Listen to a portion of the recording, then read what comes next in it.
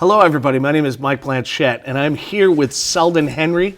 Selden is a candidate for the Republican nomination for President of the United States in 2016. Selden, how are you today? I'm good. Yourself? Fantastic. Thank Good. you. Why don't you tell us a little bit about yourself? Who is Selden Henry? Well, I'm a concerned citizen. I'm concerned about the direction that America's headed. I'm concerned about our national security. If we don't do something now, because I believe that we're at a crossroads, America is going to head headlong into a third world economy for which there really is no coming back. So, Selden, is that why you're running for president? No, I'm running for president because it's my responsibility. My responsibility is to the American people, and I inherited that responsibility from my family. Unfortunately, I kind of see it as a curse, but it is one that comes along with many blessings. And I'm the one that has the education to fix this mess. So, Selden, you talked about some of the problems with the country right now. Is this why you're running for president? No, I'm running for president because it's my responsibility to run for president. I'm the one, because of my unique family, has the training to fix this mess. Other people that are running for president, the problems that our nation face are entirely out of their league. But when it became out of their league, it fell into mine. And that's why I've given up my anonymity, and that's why I'm running for president. It's my responsibility to offer to the American people to lead them out of this mess. So what about your family and family history? What is that going to help you as far as running for president? Well, I'm Washington's closest living heir, cousin to Prince William, Prince Henry of, it's Prince William and Prince Harry of England. I have been trained since birth for this. I've been surrounded all my life with Ivy League professors and decorated warriors. So really have had the training that allows me to do this. In fact, my first ever out of the family instruction was a riding instructor that was retired from the U.S. Cavalry, and he taught me to jump horses. So now that I'm an adult, I can jump a car on a horse and shoot a man while the horse and I are in the air. But what I find interesting, what I find interesting is that his name was Sanders, and so as a retired colonel, his name became Colonel Sanders. Strange but true. So when you talk about these sort of teachings, how is this relevant to you running for president? Well, my family has a documented history of that's 700 years old of all wins and no losses in regime stabilization. The largest monuments built in this nation are to my family, and some of the larger monuments in Europe built to my family. And the reason that the people of the world do this is because we lead them out of harm's way. We don't fail, but we're not used until the 11th hour. I see that we are in the 11th hour. This is the point at which America either pulls itself together or completely falls apart. If we're going to pull ourselves together, it's time to cowboy. We got to put on our boots, saddle up, and go cowboy, or this nation is finished. Selden, earlier you talked about some of the dangers this country is facing. Why don't you talk about some of those dangers? Well, I think the moral failings of our society, and if we don't bring ethics back into our government, then whatever else we do will ultimately fail. Our border security it's non-existent, and our economy. If we don't have a strong economy, we can't defend ourselves. What would you do to bring that morality back into Washington? What are some of your ideas to do that? Well, I have plenty of sin to pass around. And I don't expect to be able or presume to be able to get rid of somebody else's sin. It's not my place. But I do have a few ideas on some very small tweaks that would allow congressmen to focus less on themselves and more on their constituents.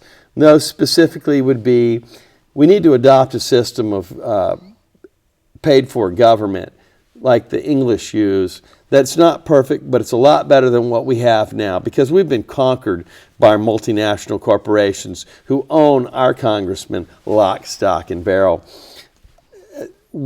Taxpayers' dollars through tax credits pay for all politicians' campaigns. And that way, no politician is owed anything to any company or conglomerate. The second is lobbying. Professional lobbying is really part of the system that goes hand in hand with large campaign contributions to politicians in exchange for laws being written that favor the destruction of the ecology and making money over a fair way of system. And so, we have to ban professional lobbyists from the shores of this country, and we have to fund all candidates from mayor of a small city to president of the United States through taxpayer credits. Otherwise, America fails. You're concerned about border security. What are some of your concerns? Well, when we saw 5-year-old girls walking into this country unchecked, with no education, then I wonder how hard would it be for a terrorist to come in with a dirty bomb. And let me tell you, a half a dozen or a dozen dirty bombs are something that's relatively easy to make. Our enemies have access, many of our enemies have access to those materials. And how hard would it be to bring in a dozen dirty bombs? A dozen dirty bombs in the right places would bring this nation to its knees. And, that's not where you want to be when your enemy's looking down at you. So, Selden, how would you curb the influx of illegal immigrants? What would be one of the ways you would do that? Well,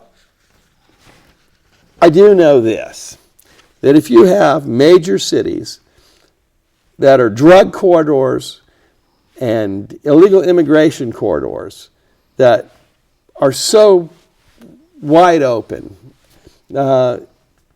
that's a serious problem. You're referring to border cities like El Paso and Juarez and Brownsville? I'm not that familiar with the southern Texas border, but I am familiar with what's going on there. Yes, if you have a major city that straddles a border, it's in half of one country and half of another, and you can have no security there. Those cities have to be reduced to no man's lands. We draw back. Anything that comes across there we know shouldn't be there. Right now, there's no telling who's supposed to be there. So, if that's how you solve it. We have a moral responsibility to the people of Mexico for the horrible drug war that they're in, that we're the reason for. Mexican citizens that are innocent, hardworking Mexicans, are being slaughtered. Because of our drug addictions. But it also really pisses me off that Mexicans are allowed to run enormous methamphetamine labs just over our border and bring train loads underground in these cities of methamphetamines into our nation to poison our youth. So finally, Selden, you talked about the economy and how it needs to be fixed. What are some of the ways you would approach that? Well, first of all, our banking system's out of control. Something called the Glass-Steagall Act was passed after the Great Depression by our forefathers, and they did it with the best of intentions and the best of minds. And because of our banking lobbying, the banks wanting to make more money than they were, they got a corrupt politician to, by the way, was Bill Clinton, to repeal that act that is a beautiful piece of legislation that protected all Americans, and for the right amount of money, he threw it out. We need to bring that back in full, in force, not a watered-down version, but in full, because the American people really don't care if a dozen bankers make ungodly amounts of money at the risk of the economy and national security of the entire country. It's not worth it. Let them make money the old-fashioned way, where they work hard for it instead of bribe their way to riches that cost American tax dollars. Second, the middle class. Thing about our government is it gets all its money where its strength comes from. Well, the strength comes from the people, but to put the weapons and tools in the hands of the people to defend this nation, that money comes from the middle class. Half the country doesn't pay taxes because it falls below a level that requires them to pay taxes economically. And if you took all the money that the rich people had, not just their tax dollars, but all their money, and put it together, we owe so much money as a nation, it wouldn't put a drop in the bucket.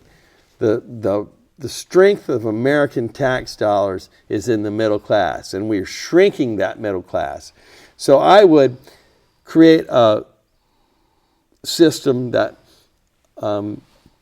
makes it easier to work your way from poverty into middle class, because that's what the American dream has always been. When we refer to the American dream, it's the ability to pull yourself from nothing to something in this country. And you could do it in this country. And now you might as well be in what we used to consider third world countries have become better at that than we are.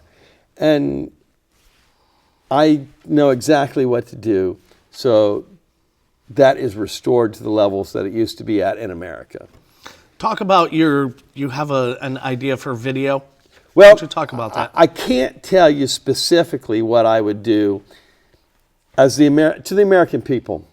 I can't tell you exactly what I would do to create a larger base for the American dream to prosper, because consider that the week before Super Bowl, no coach ever went in to a TV studio, opened his playbook, and said, gee, this is what I'm going to do next week. Isn't it great?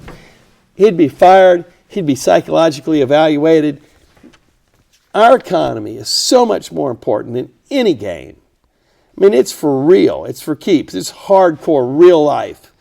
And I'm up against people who are playing for keeps. I cannot open my playbook to them. I will not do it. Not to be president, not for fame, not for fortune. I do it because even though I'm not good at lying, I do know how to play my cards close to my chest. My economic plan is flawless. It's perfect. And it will work.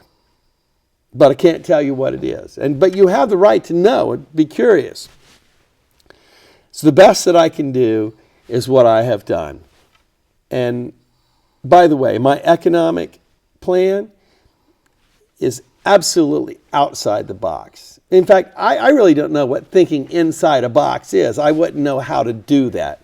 But to the normality, it's considered outside the box. I do have something that I made that is completely outside the box thinking, and it's for your review. And if you like what I've done with my legislative outlook for drunk drivers in America, then you will love my economic policy, and I promise you that. Fantastic.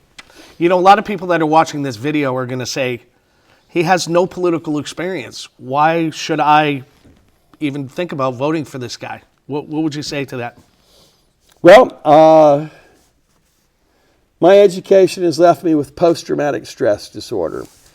I have spent 10 years very close to a senior congressman.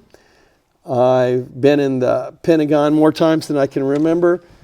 In fact, I've been in the chairman of the Joint Chiefs office more times than I can remember. I know how this country works. I know this country as well or better than any man. I have to. It's my nation to protect. It's always been my responsibility. I prefer to keep my anonymity and only protect it from the sidelines, and only under rarest occasions, under the most dire of circumstances, have ever lifted a voice. And it's always been without anybody knowing. But as I said earlier, I don't know how to fix this mess without giving up who I am. And I'm not really happy about it because I do have a criminal history. But quite frankly, you're more important to me than my criminal history or my reputation. And you've bounced back from some of those things. I mean, do you think that helps you as someone running for president? Oh, well, when I fail at this, I'll bounce back.